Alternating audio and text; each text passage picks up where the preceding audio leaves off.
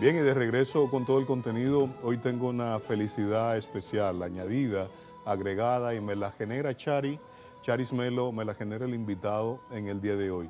No sé por qué mucha gente común a nosotros siempre busca una asociatividad familiar entre nuestro invitado del día de hoy, Chari, y este servidor Roberto Monclús, y me provoca una alegría especial que me asocien familiarmente a este digno representante de la raza inmortal. Así es, nos acompaña don Rafael Pérez Modesto, historiador dominicano. Qué honor, qué gusto tenerle en esta mañana. Aquí estamos llenos de patriotismo y de historia. Bueno, para mí es un honor que poder compartir con ustedes. Me unen nexos estrechos de largos años y poder compartir con usted que es un prospecto de extensa profundidad y trayectoria. Rafa, me voy a salir del tema. Hacíamos un comentario de la importancia de que la decisión del presidente Luis Abinader de crear el mausoleo, aprovechar tu conocimiento y resaltar la figura del cacique Enriquillo. No voy a hablar porque yo no soy historiador, y historiador es usted acá. ¿Qué valor tiene históricamente hablando, tantos años después de esa sublevación de Enriquillo, no?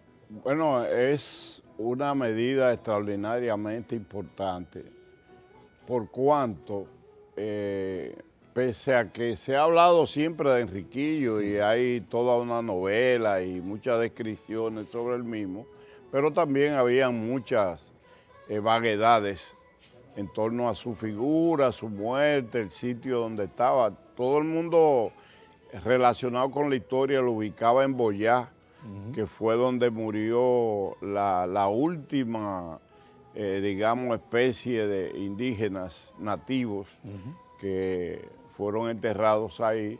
Y entonces siempre se creyó que Enriquillo estaba, pero había el conocimiento de la gente de esos alrededores de Azua, que siempre consideraban que era ahí, pero con investigaciones realizadas se ha ido comprobando que ciertamente la mayor posibilidad es esa, y que el presidente haya asumido, como otras decisiones, crear una comisión especial y declarar el respaldo material y cultural para que esto se defina.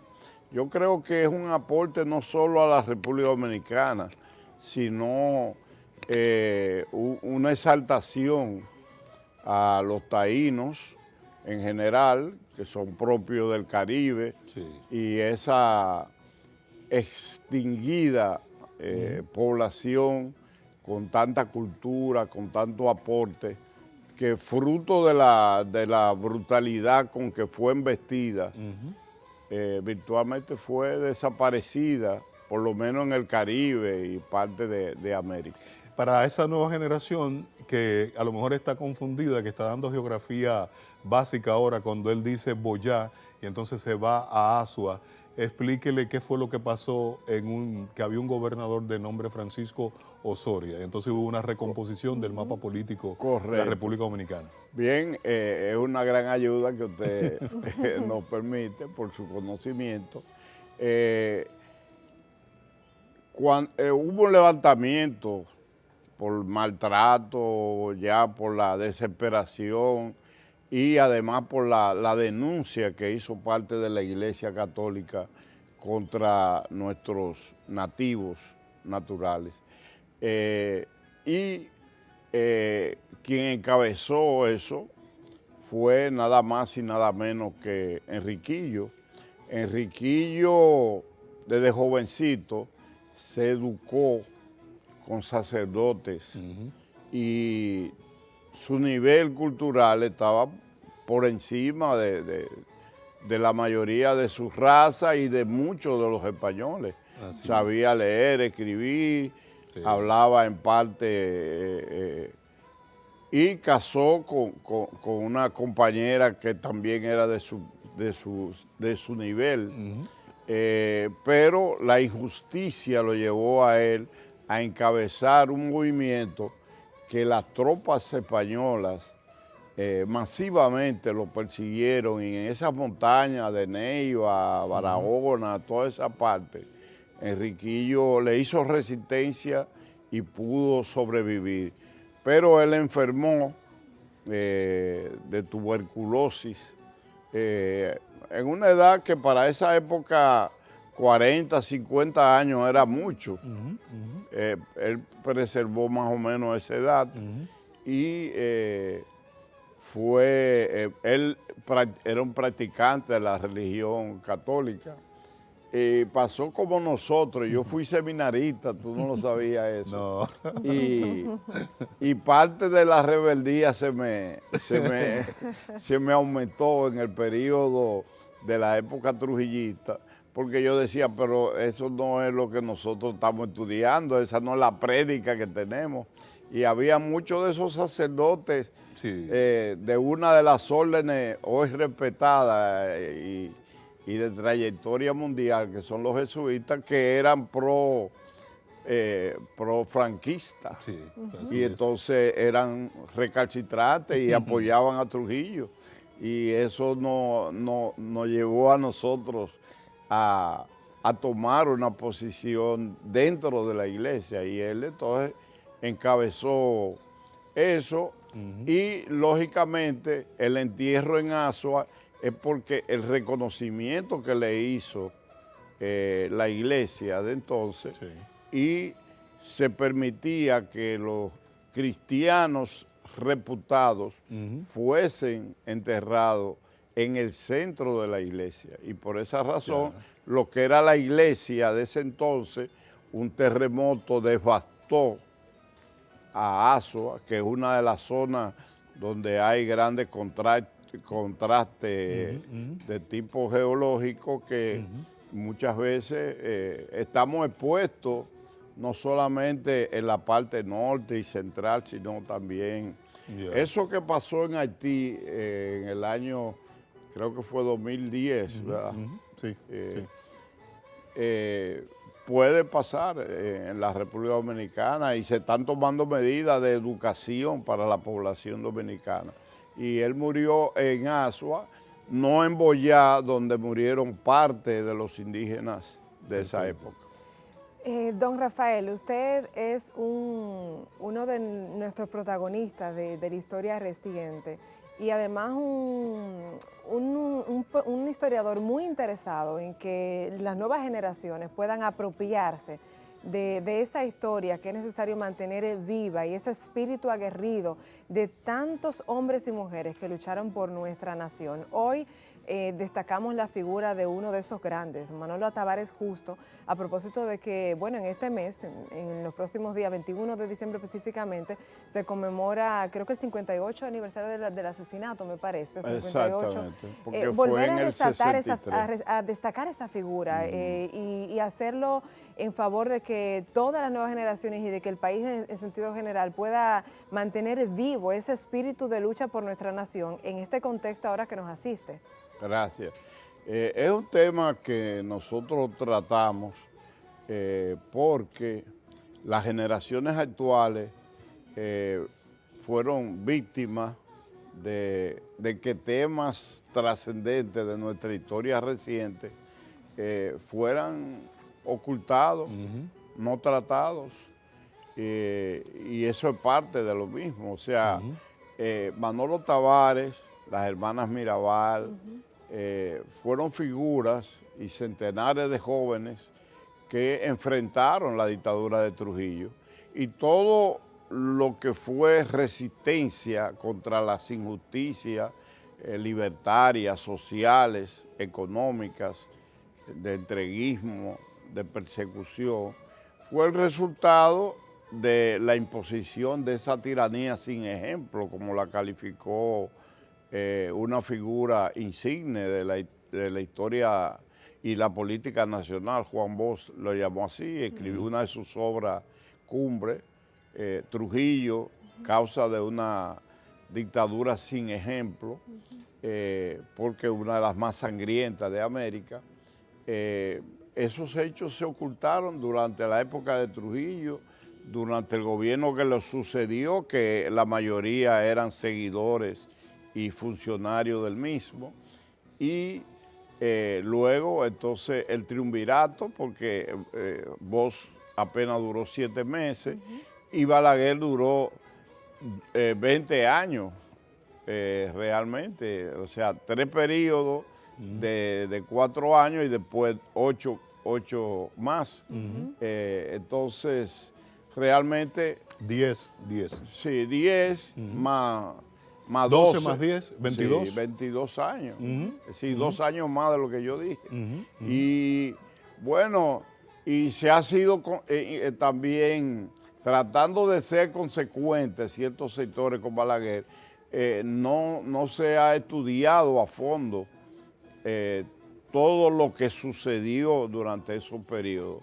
Entonces, parte de la historia de lo que usted me pregunta está relacionado con eso.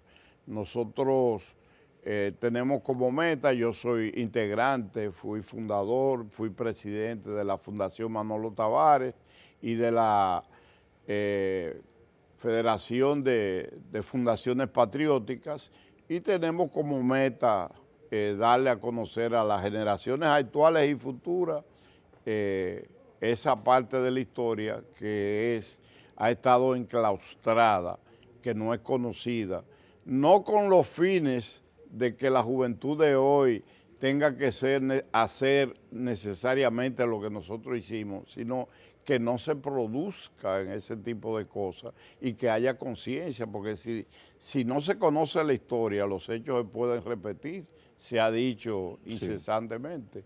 Entonces, ¿qué indujo a Manolo Tavares a participar en las actividades políticas, en la lucha? ¿Qué lo indujo a un levantamiento armado con un núcleo importante de jóvenes de esa época que pertenecíamos a esa organización?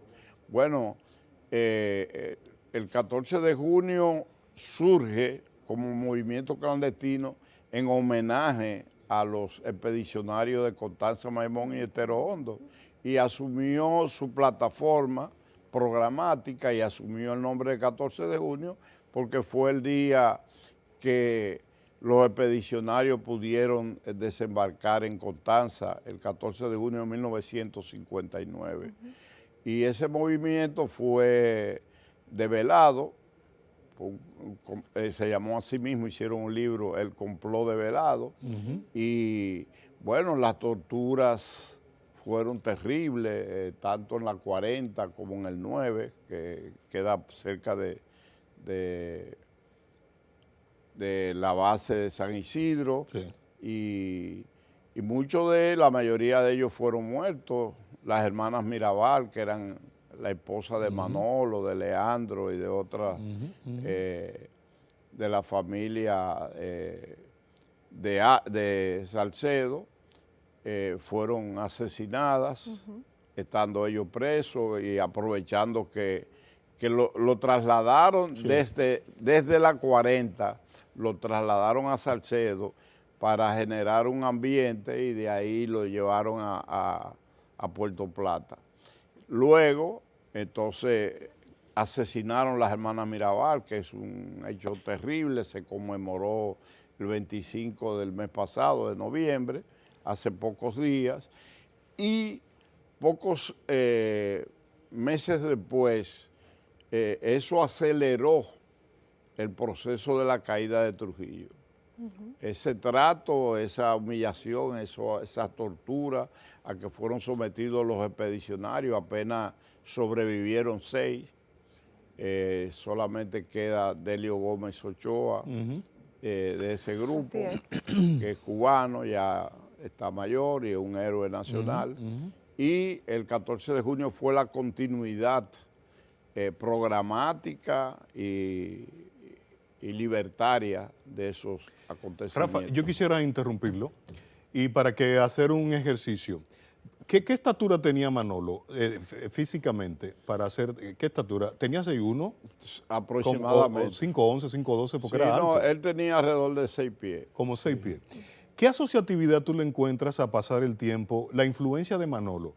Lo veo ahí en fotografía, en lo que tú hablas, voy mirando la fotografía, la manifestación del parque, ahí Las frente... manifestaciones, porque él hizo 3 grandes Sí, manifestaciones, sí, multitudinaria para la casi época. insuperables, tomando en cuenta la época. La época. 1962, Sí. 1963 y otra en Santiago, que fue el 25 de noviembre, en memoria de las hermanas Mirabal. Ahí habló Sina Cabral, que es para mí una heroína viviente y fue parte de las mariposas. Originalmente, tanto Minerva, María Teresa y ella fueron las originales mariposas.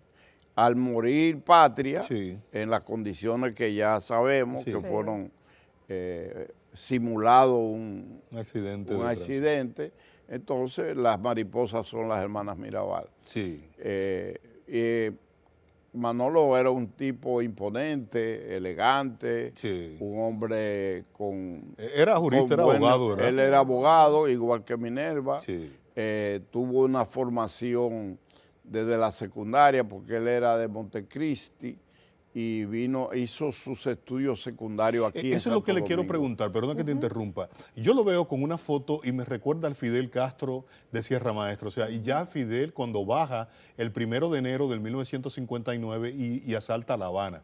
Su mayor influencia era Fidel Castro, era Mao para entonces, el camarada Mao, o tenía alguna influencia de la Revolución Rusa. ¿Cuál era su pensamiento así? No, porque guerrillero no era él.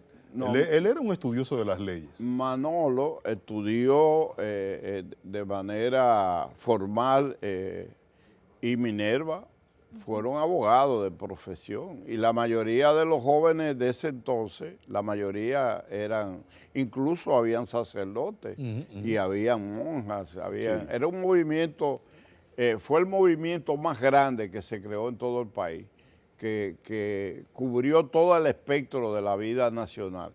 Por eso fue el movimiento más grande y que estremeció al régimen y que lo indujo a una situación en que, habiendo triunfado la Revolución Cubana, influyó notablemente en la juventud dominicana y en la juventud de América y del mundo, porque lo que se produjo en Cuba es parte de la caída de las dictaduras prevalecientes en esa época. Perfecto. Había dictadura en Venezuela con Pérez Jiménez, había dictadura en Colombia, la dictadura en Paraguay con Stroessner, en Nicaragua, también en Chile. Los militares en Brasil. Exacto, donde quiera. En Brasil fue posterior al golpe de Estado de Bosch, pero había un ambiente, ¿no? Predominantemente porque se correspondía se con te una queda un dato época importante que influyó el asesinato de Kennedy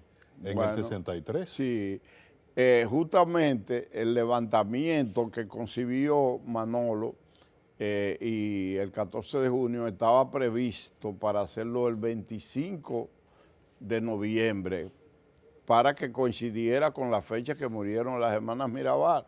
Pero el 22 de noviembre de 1963 fue asesinado John F. Kennedy, y entonces los aparatos del Estado, incluyendo norteamericanos, pensaron que eso iba a tener una repercusión en el país, y entonces había toda una vigilancia extraordinaria y hubo que posponerlo y se pospuso para el 28 de noviembre. Fue la razón. Se concibieron 6 frentes.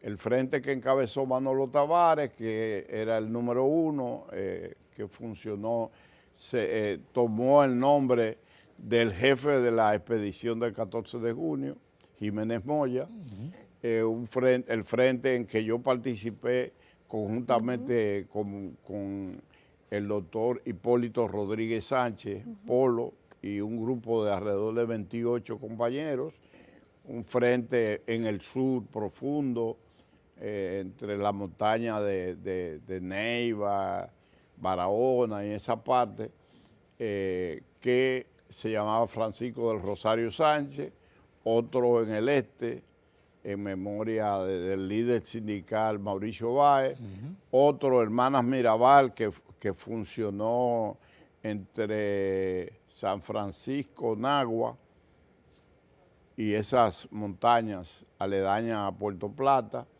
y otro que encabezó uno que fue jefe militar del 14 de junio en abril del 65, que lamentablemente murió, el Gregorio Luperón, que Juan Miguel Román era que lo encabezaba.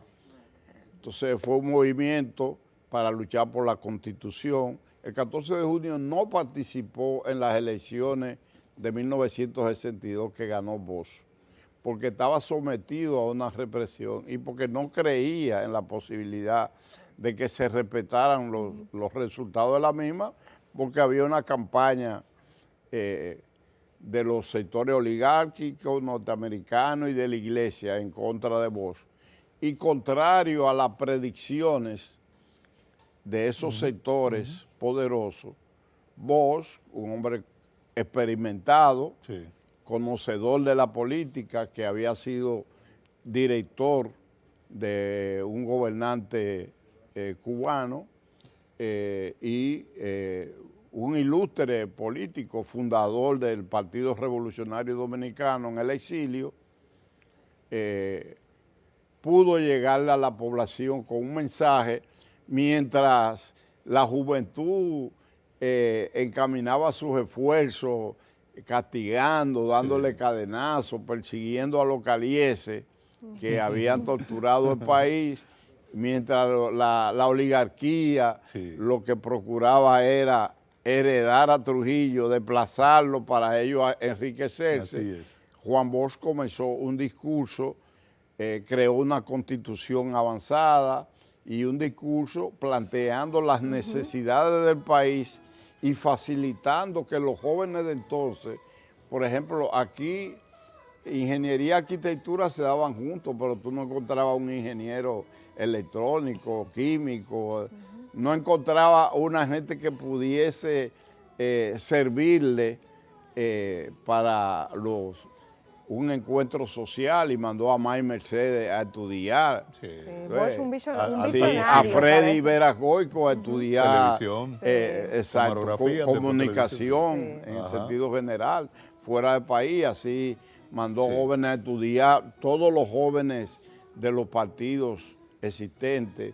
Los sociólogos se te quedan. Sí, lo mandó a estudiar a Costa Rica, donde él fue profesor. De ahí viene el nombre que leía el profesor Juan Bosch, porque él era un profesor de ciencia política y muy avanzado y muy amigo de ese núcleo democrático de entonces, en que Pepe Figueres, que fue presidente de Costa Rica, era una figura, y Betancourt, eran de la figura. Perdona que le interrumpa, sin duda, aunque hemos adentrado ahora en el personaje del profesor Juan Bosch, pero es un gran líder, y qué bueno que nos queden esos referentes para yo entonces ahora hacerle la siguiente pregunta, y en aras de traer esa historia, como ese espíritu de la historia y de todos esos actores que defendieron con todo lo que tenía nuestra nación, traerlo entonces acá. Usted decía algo que me llama mucho la atención, de que hace falta o que debemos continuar con ese espíritu del movimiento 14 de junio, y le pregunto entonces, ¿cuál es esa labor, esa tarea de la juventud, de las generaciones, de la ciudadanía en sentido general, que es necesaria y hace falta en este tiempo para mantener vivo aquel espíritu que fue el espíritu que levantó nuestra nación y que nos hizo soberanos independientes? Está establecido ya como una verdad internacional, histórica, que la fuerza más dinámica y, vamos a utilizar un término, y más revolucionaria, o sea, los grandes cambios del mundo, quienes lo hacen la juventud. Y hay una anécdota de un gran líder internacional que tú mencionaste hace un momento, que no influyó, que no fue decisivo en la formación de Manolo, que era la pregunta. Fidel Castro sí influyó, no que él era fidelista en el sentido, digamos, dogmático de la palabra, sino que lo que pasó en Cuba trascendió aquí y se demostró que era posible enfrentar una dictadura y vencerla. Entonces, con respecto a su en este tiempo. enfoque y su análisis, bueno, ¿qué ha sucedido? Que a la juventud, a partir del golpe de Estado que se le dio a Bosch y el seguimiento que le dio la juventud dominicana, que entonces no estaba contaminada en sentido esencial. Los barrios aquí se le daban educación, escuela, deporte, cultura. Todos esos clubes que hoy existen, lo que han prevalecido, el Mauricio Báez, el San Lázaro, San Carlos, tú lo ves en los deportes, pero no también la gente tenía de Guachupita, cultura. de Gualey, que tienen buen Héctor J. Díaz. Y el 27 de febrero, correcto. Entonces, se inició una ofensiva para debilitar, se metieron las drogas, la propia tropa de intervención norteamericana para sobrevivir aquí en Vietnam, donde quiera que pelean, es usando estupefacientes. Sí. Y entonces influyeron en ese movimiento, más también algo imposible. Imposibilitaron el triunfo político y militar que iba a reponer la Constitución conculcada y el gobierno de Bosch, y impusieron a Balaguer, que era una visión de lo que fue Trujillo. Es más, era uno, por no decir el más perspicaz y formado en términos políticos del régimen trujillista. Entonces, la juventud poco a poco, parte importante de la juventud, fue poco a poco perdiendo el norte de conocer sus acontecimientos, entonces, ¿qué le su dice usted historia. hoy? No, el papel de nosotros es recordarle eso para evitar que ellos sufran lo que nosotros sufrimos. Perfecto. Para que ellos eviten que la República Dominicana tuerza el camino que lleva democrático, porque fíjate que después de esa insurrección del 65 y de esos movimientos como el que encabezó, aquí no ha vuelto a haber golpe de Estado. Y aquí la gente lo que piensa con falla, con defectos, pero tenemos una democracia funcional. Funcional. Rafa, se acabó el tiempo, pero te voy a hacer una pregunta para esa generación que Charis encabeza, y otra, acabo de ver a mi amiga de muchos años de Televida, a Patricia Nadal, que viene con una vocería de cultura. Todo el mundo te conoce como el compañero de Manolo, de Manolo. Ya iba a adelantar lo que te iba a preguntar. Quiero que sea bien breve porque vamos a hacer un pase a prensa ahora. Y todo el mundo sabe de tu militancia en el Partido de la Liberación Dominicana y tu cercanía con Juan Bosch. ¿Tú eres más catorcista o eres más boschista o peledeísta? ¿O tú tienes una nostalgia del 14 de junio? No, dime la verdad y dímela en 30 segundos. No, nostalgia no. Lo que pasa es que yo tengo una convicción, yo tengo una formación. Fíjate que yo comencé diciéndote que yo me formé en la Iglesia Católica. Así es. Yo era seminarista. Y entonces yo no he jurado a Dios ni a Cristo. ¿Tú entiendes? Yo dentro de la Iglesia formaba parte de la corriente antitrujillista. Yo combatí junto con Panal, que fue el obispo, junto con O'Reilly, que era de San Juan, las víctimas principales de la acusación contra Trujillo. De Trujillo. Entonces, yo luché contra eso, yo participé en la lucha contra eso. Y mi vínculo con el 14 de junio viene porque es la continuidad de la lucha democrática. Entonces, pero tú eres catorcista. El 14 de junio como organización no existe, pero yo me mantuvo hasta que tuvo vigencia organizada y naturalmente la fuerza política que uno entendió que podía relevar eso, la constituyó Juan Bosch, que era el hombre que tenía más visión. Yo no soy fanático de nada, ni soy prisionero de ningún tipo de cosas. O sea, yo actúo en función de mi formación, de mi sentimientos que se forjaron en la niñez. Ya. Porque un tío mío, teniendo yo apenas 5 años, cayó preso y Sí. fue desaparecido.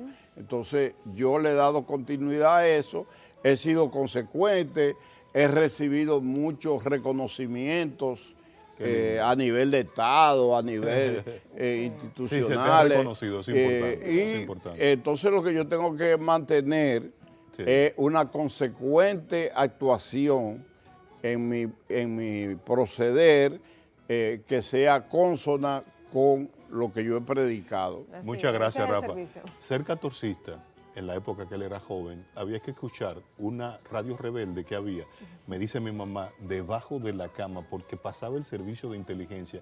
Y si escuchaban un sonidito de una banda corta o de un radito, desaparecía la familia. No, y si, completa. si Ese es un orgullo que si tenemos como comprobaban sin que duda. una gente estaba oyendo emisoras o noticias, podía ser de Venezuela, de Puerto Rico, había una emisora llamada Radio Swan Sí. en una islita pequeña, o de Cuba, era suficiente para que una gente ¿Para qué? desapareciera, Sí, ¿Cuánta sí. lo vivencia? mataran. Sin duda con usted nos pudiéramos pasar Gracias, toda la Rafa. mañana y tener un No, un no, buen gracias a conversatorio. ustedes Gracias por acompañarnos. por permitirnos rendirle homenaje Así es. a esa expedición, a Manolo Tavares, que sacrificó su vida porque no, el tiempo es corto, pero si yo no lo digo, es como si no hubiera pasado por aquí. Manolo Tavares lucha alzado en la montaña con cientos y tantos de jóvenes. Sí. Yo era el más joven de Ujú, todo ujú, eso. así es. Fui herido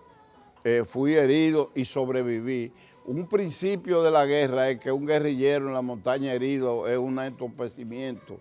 Y como le llaman en medicina, el protocolo es eliminarlo. Elimínelo.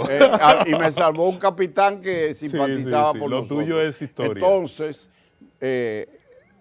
lo que yo agradezco, Sí. no solamente de compartir con ustedes, poder compartir con ella por primera vez, sino también no olvidar ese acontecimiento No, no lo vamos a que olvidar. fue parte de la historia y que creó la base Sí. para desplazar el triunvirato y establecer Las una primeras causa. elecciones libres luego Así de es. 30 años de una Exactamente. dictadura. Así es. Dios te bendiga y te me mantenga en salud. Muchas Vamos gracias. a hablar después, vamos a ver una asociación, cuando tú vuelvas, una asociatividad que académicamente me corroe, es si hay algún vinculante en el comportamiento de las élites europeas con Enriquillo y Toussaint Louverture. Pero eso yo te lo dejo de tarea, porque No, tuvieron el mismo destino al No, final. no, eso, Lo volveremos a un invitar. gran Usted sin duda tema. debe estar aquí con Esa ya es mi el- tesis como historiador. ese es un tema interesante.